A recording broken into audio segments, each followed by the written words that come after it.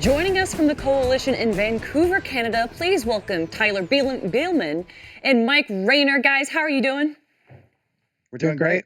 Oh, wow. And synchronization, too. Good to know that we're on the same page here. First of all, how does Gears Tactics relate to the Gears franchise? Yeah, thanks for the opportunity to talk about the game. This came out of an effort about 4.5 years ago to really take a look at Gears of War as a brand and figure out, could we take it new places? Can we find new audiences? And how can we really showcase it for everyone? Gears Tactics fits right in with the continuity of the Gears franchise. It takes place in the same universe. The characters in the game are characters that relate to all the games you've played up to this point. So it really is just an extension of the brand and the incredible storytelling that we do in Gears of War, just into a new kind of game. Well, I want to talk a little bit about that continuity. Does it take place during a certain, like, Gears 3 or 4 or 5? Is there a certain place that it takes place? Yeah, it takes place actually about a dozen years before the events of Gears of War 1. So we're talking about a time when just shortly after the emergence happens and the locusts spring up from underground, and the response that the coalition puts together. And our heroes find themselves sort of stuck between a rock and a hard place in that environment. Well, why did you choose that time? Did you guys want to showcase a little bit before about where Gears of War came from? Well, for us, we had a lot of different options. You know, Gears of War has a long history, and there's a lot of different points we could have set the game. But we did kind of want to revisit and throw back a little bit to the tone and the attitude of the original Gears of War game. So this is really a story about, you know, characters on the road, soldiers in a bad situation that have to pull together, band together, and accomplish the impossible. So Gears of War, as we all know it, is a shooter. How have you guys made this game, Gears Tactics, fit into the shooter genre? Yeah, so this is not a shooter. So this is a turn-based tactics game. So much like a game of checkers or chess, you will take a turn and the enemy will take a turn. And it's very strategic. It's got a lot of depth to it. But in converting Gears into a turn-based experience, it was really important that we maintain the intensity, the brutality, and a lot of what makes Gears special from a combat point of view. So when you play this game, unlike a lot of other tactics games, this game is very open. The game is not played on a grid, for example. You have 3 actions per unit, so you're not constrained to just a move and a shoot. You can move with all 3 and shoot and use your special skills in different combinations. So bringing that openness to the game and that intensity to the game really allowed us to make it feel like a Gears experience. We also paced up the experience, so you get a lot more enemies per encounter than you might see in a traditional game. And we brought one of our signature mechanics over from Gears, execution. So if you extend one of your units up and deliver an execution to a downed opponent, you will actually get rewarded with bonus actions for your whole squad. And that allows you to build a lot of momentum. So in the same way Gears requires you to balance aggression and your use of cover, we've really found that same special formula with Gears Tactics. I really do appreciate that you're bringing over elements from Gears of War over to Gears Tactics. Is there anything else that fans of Gears of War should look out for in Gears Tactics? Maybe an homage, something that these fans, or maybe you don't even have to answer that. It's supposed to be a secret.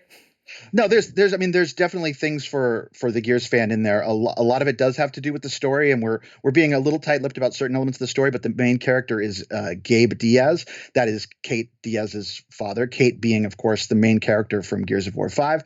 So from a storytelling standpoint, there's a lot going on with him. We also have Ukon, our main villain. He is a geneticist. He's the monster who makes the monsters. So he's responsible for Brumox and Corpsers, who are the bosses you would have fought over and over in Gears of War. And additionally, mechanically, we have all of our signature weapons. We have our Lancer chainsaw assault rifle. We have the Gnasher shotgun.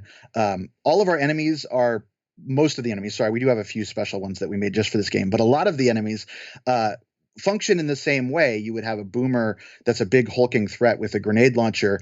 It just works a little differently in tactics. So if you're familiar with wretches and tickers and boomers and what they mean strategically in the Gears of War franchise traditionally, you'll see those appear here, but there's just our twist on it to make it work in a turn-based way. And it really helps boil down Gears to its essential essence of how you use cover, how you flank, and how you sort of move aggressively forward.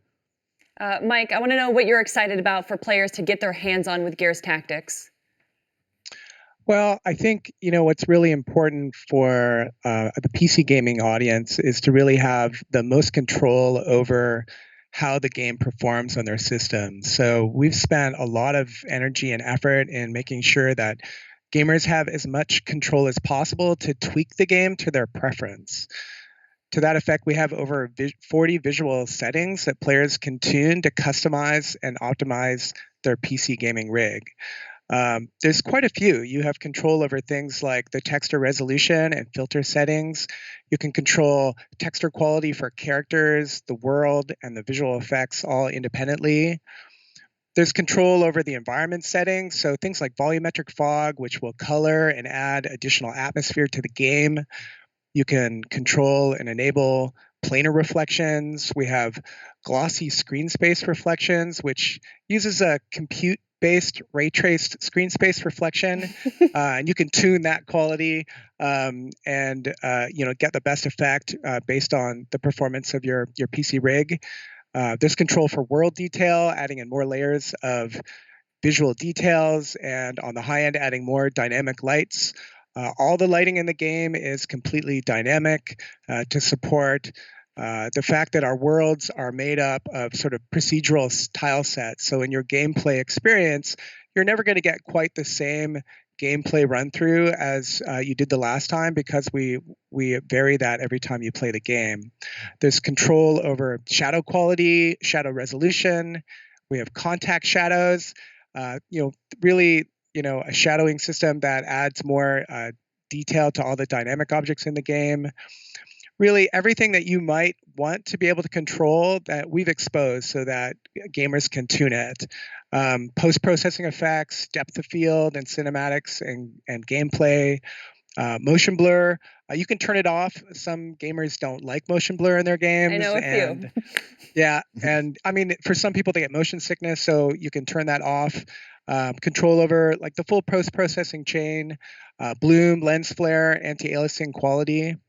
So we've really invested in the custom options and the settings. For each one of them, there's like low, medium, high, and ultra spec settings. So you can see the visual effect of each one of those, and we provide some feedback on how much it costs, like how much CPU, how much GPU, how much VRAM it consumes, and then we have a benchmark mode in the game, so you can run the benchmark, see how your game performs, and then try different settings and really sort of tune and maximize for your custom rig.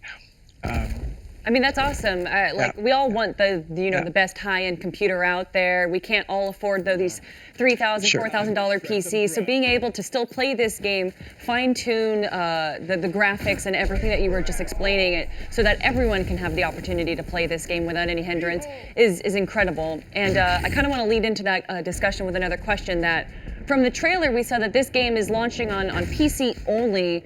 What were the things that you focused on to make this a PC game first and foremost, outside of those visual changes? Sure. Well, we learned quite a bit with Gears of War 5, which we shipped on PC as well. And there was a lot of work we did to optimize for PC, and all of that we brought into the Tactics engine. So we use DirectX 12, which allows us to run our rendering across multiple cores, but it also lowers the CPU overhead of the graphics setup and graphics drawing pipeline. We have multi-core scaling, so we can scale across the number of CPU cores you have. So our physics, our animation, our visual effects system will all scale to both down to like a dual core setup all the way up to however many cores you have. The AI processing in this game is quite heavy. We time slice that AI so that we process it over a number of seconds so it doesn't bog down your machine, because it forward simulates the world and then picks a decent outcome to have the most sort of intelligent turn-based AI for the enemies you're playing against. On the GPU, we have asynchronous compute, tiled resources, and of course all those settings to let you sort of scale down to support lower end systems. Now, we did all this work for Gears 5, but then for Tactics, we knew we wanted to go even broader. We wanted to support laptops. We wanted to support, PCs that may not have discrete graphics cards. So we really optimized for single core performance. all the way down to dual core machines. We did work to support embedded GPUs and APUs. So, like I said, PCs that don't have discrete graphics cards. We're supporting some new features like variable rate shading, which will allow us to really ensure that we're processing the shading against the pixels that will need it the most. And then we also have content scaling. So the material complexity, detail objects, and shadows, we tag those in our art process so that as we scale down to support a broader set of PCs, we can also adjust our content, not just the graphics and CPU work. Now, one thing that we've added that we've done in previous titles as well, but I think it's really important, is we have an auto detection of your hardware. So when you first run the game, we'll detect your hardware, your CPU, your GPU, how much VRAM you have, and we'll choose default settings that will ensure you have both the best kind of visual setup and the best performing game. So like right out of the gate, you'll get the best experience possible. But then, of course, you can go and dial and tune it based on your preferences. That is awesome. Mike and Tyler, thank you guys so much for sharing that. Gears Tactics looks amazing, and it's going to be launching on Steam, Windows 10, and Xbox Game Pass for the PC on April 28th.